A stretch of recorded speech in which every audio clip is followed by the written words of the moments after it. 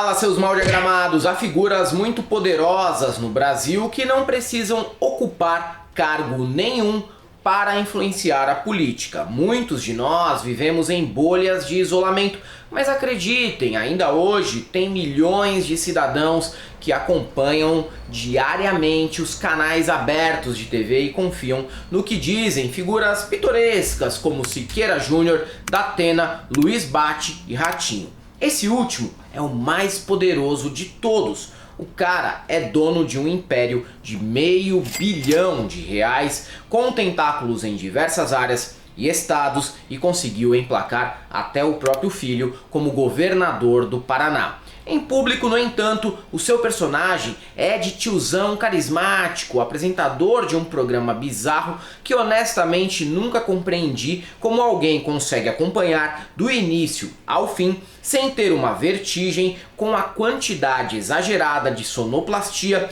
e mudanças insanas entre câmeras. Eu mesmo vomitaria em jato na tela da TV se fosse obrigado a ver diariamente essa porcaria. Mas não enganem-se. Ratinho é um ator político muito mais poderoso e influente que governadores fracos como Jorginho Melo, Romeu Zema e Eduardo Leite. Dito isso, o apresentador apareceu nos últimos dias para se mostrar desolado pelo rombo de 6 bilhões no INSS. O que é um grande escândalo mesmo, já que mira aposentados e pensionistas que ganham uma merreca justamente na fase mais frágil da vida e ainda sofriam com descontos indevidos nessa pequena porção de grana que caía na conta todo fim de mês.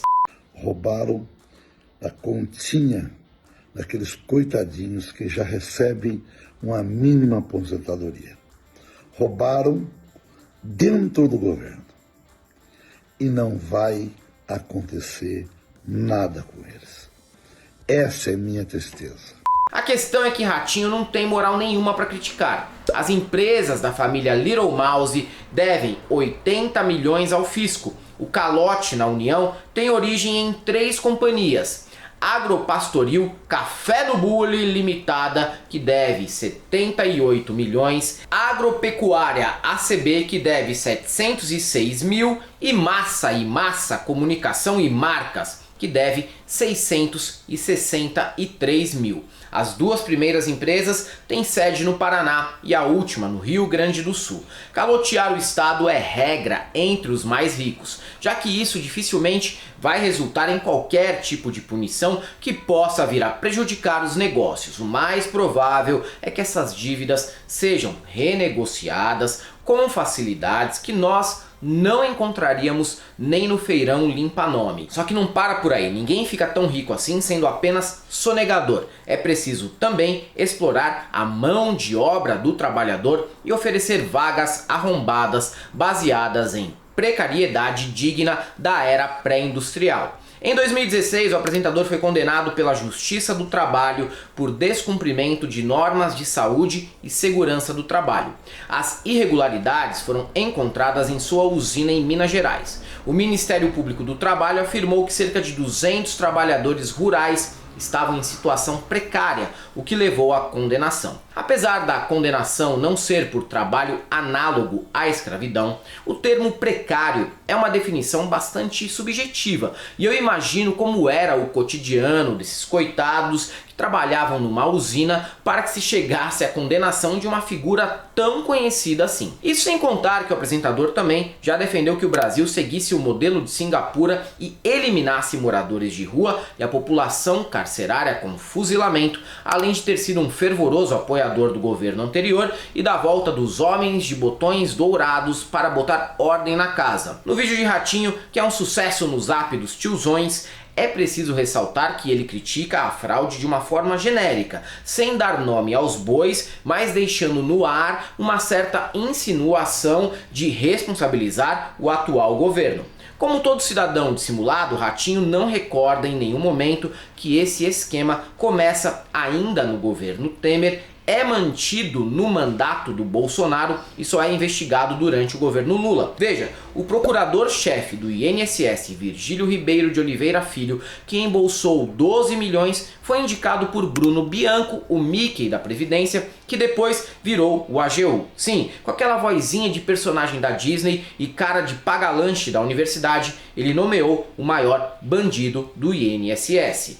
Agradeço igualmente ao presidente da República, Jair Bolsonaro, pela oportunidade, pessoalmente a senhora e ao ministro Fux. Nos últimos anos, o esquema se profissionalizou com a criação de associações especializadas em simular assinaturas de aposentados para gerar os descontos que eram embolsados pelos meliantes. Tentaram emplacar o irmão do Lula, Frei Chico, como o grande responsável e beneficiado por esse esquema, porque a associação Sindinap, da qual ele é diretor, teve um salto de arrecadação. No entanto, quem de fato manipulou e lucrou com essa história foram Virgílio Ribeiro de Oliveira Filho e um personagem que apareceu recentemente, o Careca do INSS, dono de 22 empresas que atuaram como intermediadoras das associações de aposentados e que abocanhou mais de 50 milhões de reais nessa fraude. Ele inclusive fez uma doação esquisita para a campanha do Bolsonaro de apenas R$1. Ah, mas vai passar pano pro Lula? Não, até porque o ministro da Previdência, Carlos Lupe, do PDT, mesmo partido do presidente demitido do INSS, o Alessandro Stefanuto, no mínimo pode ser acusado de omisso.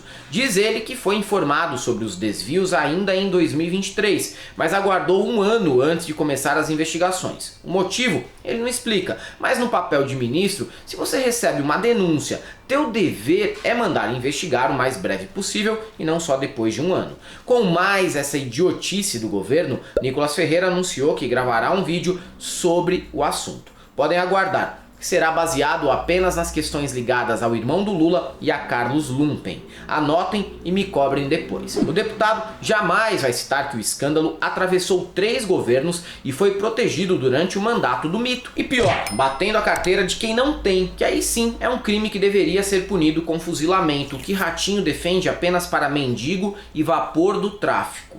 Mas duvido muito que defenda para o careca do INSS e para aqueles que indicaram quem ajudou a favorecer esse esquema. É muito bonitinho o Ratinho se mostrar indignado nesse assunto, só que ao mesmo tempo ele sonega, explora a mão de obra, é denunciado por conflitos com comunidades indígenas, tem amizade com invasores de terras e apoia golpistas. Ele não é burro, mas quem segue o Ratinho é. E esses nem percebem que essa indignação é apenas seletiva, porque quando a corrupção favorece o próprio Ratinho ou quando seus conhecidos são os agentes corruptores, o silêncio impera. É isso aí, galera. Para quem gosta do nosso canal, nós temos nosso Apoia-se, seja membro, Pix e conta jurídica. Caso vocês queiram e possam fazer uma colaboração para que a gente continue por aqui produzindo conteúdo para vocês. Além do YouTube, estamos presentes também no Instagram, no Facebook, no Twitter, no TikTok, no Threads e no Blue Sky. Sigam a gente lá, não deixem de conhecer nossos novos modelos de camisetas no site Del Cabriton e o nosso curso no ICL, o Instituto Conhecimento Liberta, e para todos aqueles que concordaram com o Ratinho sem ter o senso crítico de perceber que ele também é um dos culpados por esse Brasilzão ser assim, só temos uma coisa para te dizer: não passarão.